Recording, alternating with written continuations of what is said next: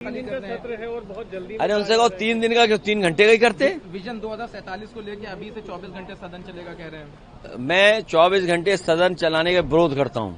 ये क्या बात है, आप जगा रहे हो? अरे तुमने कोई काम नहीं किया 9 साल में, अब तुम 24 घंटे जगाओगे किसी को? ये कहाँ का पागलपन है भाई? स्कूल मर्जर के अलावा और कौन से मुद्दे रहने वाले? महंगाई, गरीबी, बेरोजगारी और जिस तरह अन्याय हो रहा है। सत्र शुरू हो। देखिए, ये वोट का जो मसला है बड़ा है। जब इतनी चीजें उपलब्ध हैं, इतना रिसोर्सेज हैं, तो चुनाव आयोग को, सरकार को ऐसे पुख्ता इंतजाम करने चाहिए जिससे कहीं किसी का फर्जी वोट न बन जाए। और क्योंकि बीजेपी एक्सपर्ट थी वोट बनाने में, वोट कटवाने में, और सबसे ज्यादा फर्जी वोट भी बीजेपी ने बनवाए। जब उन्हें वोट की कमी पड़ गई जीतने के लिए, तो उन्होंने पुलिस आगे कर दी। ये है सीक्रेट रेसिपी MDH का जीरा सिप जल जीरा मसाला।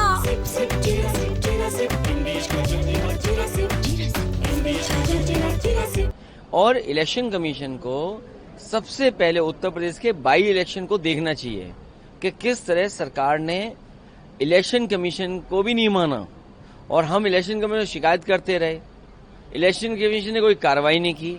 आज भी अगर इलेक्शन कमीशन उस समय के जिस डिस्ट्रिक्ट में बाई इलेक्शन हुए थे उसके जिला अधिकारियों को सस्पेंड कर दें, भारत सरकार टर्मिनेट कर दे, इलेक्शन कमीशन उन जिलों के जिला अधिकारियों को अगर सस्पेंड कर दें, भारत सरकार उन जिलाधिकारियों को टर्मिनेट कर दें, तो यकीन मानना कोई वोटर लिस्ट में गड़बड़ी नहीं होगी, किसी का फर्जी वोट नहीं बनेगा, किसी का वोट डिलीट नहीं होगा, किसी का वोट बूथ से नहीं हटाया जाएगा।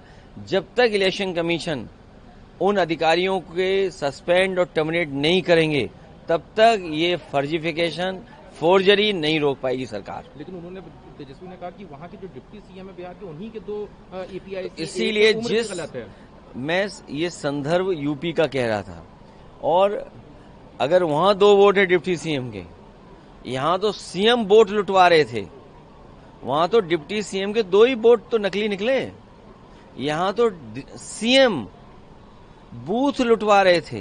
कोई कल्पना कर सकता है कि बूथ लूटा जाएगा आपका, और वो भी सीएम कहेंगे तब बूथ लूटा जाएगा?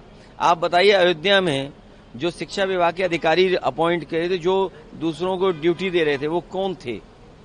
इसी तरह मीरापुर में, कुंदरकी में जो कमिश्नर हैं, डीएम है, एसएसपी हैं, एसएसपी के अब वोट बढ़वाने के लिए अपनी फौज लेके घूम रहे थे। वो एसएसपी घूम रहे थे कि वोट बाहर मत निकलना घर से। क्या हमने आपने वो रिवॉल्वर नहीं देखी जिसमें महिलाओं पे रिवॉल्वर तान दी? तो इलेक्शन कमीशन सो रहा था क्या भाई? इलेक्शन कमीशन के इसीलिए तो हम सफेद चादर देने गए थे। क्यों देने गए थे?